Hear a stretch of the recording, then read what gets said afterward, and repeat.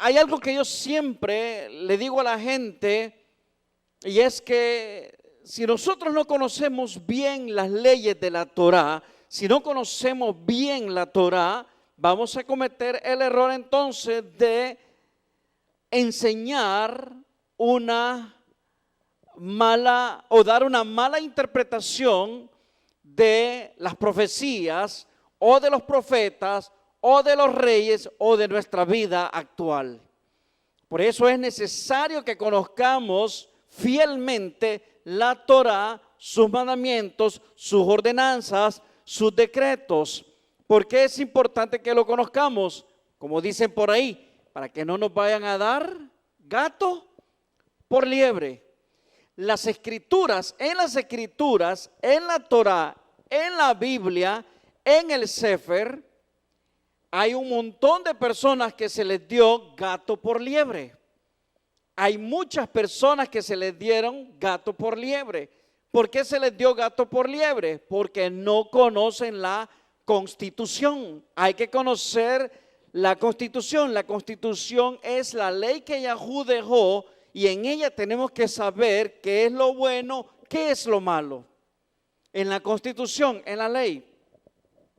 Ahora, hay leyes generales que se dan de la celebración de Yovel, de jubileo. Quiero hablar hoy un poco de ello. Por ejemplo, una de las leyes generales es que Yahú demanda que en Yovel, en jubileo, se tenga que pregonar libertad. Cuando hablamos de libertad, es volver a la posesión. También cuando hablamos de libertad, es volver a la familia. O sea, esto es lo que trae el año de Yovel, el año de jubileo. Trae volver a la posesión y volver a la familia. Así que yo creo que eso es parte de lo que todos estamos anhelando siempre, un Yovel, un jubileo, volver a su posesión y volver a la familia. Ahora, aparte de esto, como leyes generales, también aparece que no se puede sembrar ni cegar. No se puede sembrar, tampoco se puede cegar en ese tiempo, en esa fecha. Es una fecha de descanso. Ahora, también aparece como una ley general de la ley de Yovel que se puede comer el producto de la sadé. O sea, podemos comerlo. Ahora, si yo puedo comerlo, quiere decir que de alguna manera Yahú ha hecho que la tierra en ese tiempo, en esa temporada, también produzca fruto en abundancia. No vamos a sembrar, pero va a haber producto en abundancia. Ahora, entendamos que cada una de estas leyes tienen sus condicionantes. O sea, cada una de estas leyes tiene que hablar, por ejemplo, si usted vendió una tierra, cómo la va a redimir, cuáles son las leyes que tienen que ver con ello, si usted tiene que volver para libertad.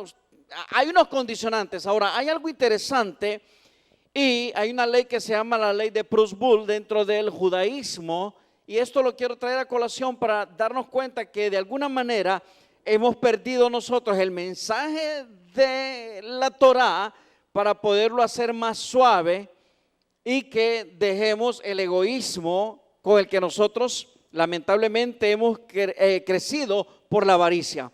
Hay una ley en el judaísmo que se llama la ley de Prusbul. La ley de Prusbul dice, los dueños de los bancos, para que usted me entienda, los dueños de los bancos cuando venía Yovel, cuando venía jubileo, dejaban de prestar. ¿Por qué cree que dejaban de prestar? Porque en el año de jubileo, ¿qué pasaba con las deudas? Quedaban perdonadas.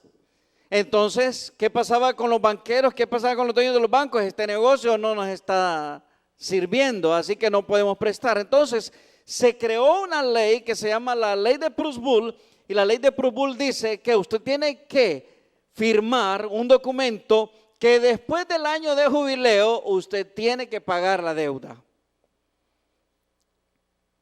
Entonces, de alguna manera manipulamos las leyes a nuestra conveniencia. Ejemplo, se supone que allá en la Torá hay una orden de que si aparece una mujer, si es encontrada una mujer en adulterio o un hombre, ¿qué había que hacer con ellos? Había que matarlos a pedradas. Alguien me hizo una pregunta ayer y me dijo, ¿cómo quedan esas leyes? Un cristiano me hizo esa pregunta. ¿Cómo ustedes manejan en el judaísmo o cómo se maneja en el judaísmo la ley de ojo por ojo, diente por diente, ya que ustedes no creen en Yeshua, ya que ustedes no creen en Jesús? ¿Cómo manejan la ley ustedes que si hay una mujer en adulterio se mata a pedradas? ¿Todavía se sigue esa ordenanza o esas leyes en Israel, en el judaísmo? No, no se sigue. ¿Por qué no se sigue esa ley? ¿Por qué allá sí se cumplía y hoy no se cumple? Algunos dicen es que no hay templo. No, es que no se necesita que haya templo para cumplir ciertas leyes. Quiere decir que de alguna manera el ser humano, escúcheme bien, porque de eso es que quiero hablar hoy.